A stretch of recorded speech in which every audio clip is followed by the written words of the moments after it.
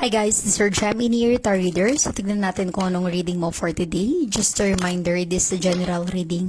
So this may or may not resonate with you, so don't take it personally. This is just a guide. This is also a timeless reading. So kung mapanood mo ito sa ibang panahon at ibang pagkakataon, possible na nakatadhanang mapanood mo ang reading na ito. Maaaring mga advice and messages na mapupull out natin ay makatulong sa iyong sitwasyon. Also, please like, share, comment, and follow my page for more videos like this. Give me your energy. Anong reading mo for today? Give me your energy.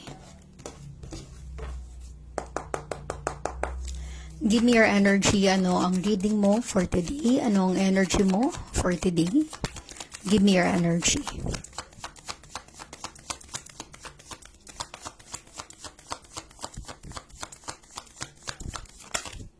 Okay. You have the Ace of Swords and Air Sign energy. Posibleng ikaw ay may Air Sign energy, Gemini, Libra, Aquarius, or maaaring connected ka with someone na may Air Sign energy. Possible na may letter A sa pangalan mo or may letter A sa pangalan ng taong involved sa'yo. So, Swords energy is all about message, truth, information, or clarity. Ang two energy na vibe ko dito is posibleng you will receive a message or an information. Okay? Kung ano man yan, napaka-importante. Mahalaga yung message na marireceive mo kasi para bang sa reading na ito, in-emphasize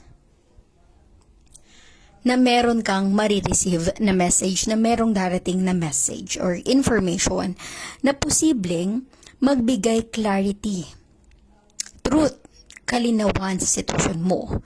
Okay? Kung ano man yung message na yan, particular man yan sa trabaho, sa career, sa relationship mo, sa love life, sa business. Okay? This is something na, alam mo yung kailangan mong ma-receive ito, kailangan mong matanggap, kailangan mo tong mabasa. Kasi posibleng nakadepende dito yung magiging desisyon mo. Okay? The other energy na naa-attract ko sa Ace of Swords na ito is, posibleng ang iba sa inyo, gusto nyo namang mag-send ng message to someone. May gusto kayong padala ng message. Para bang meron kang gustong kausapin, tawagan. Okay? You want to talk to someone. May gusto kang ibigay na information or sabihin na katotohanan or clarity na magpapabago ng sitwasyon. Okay?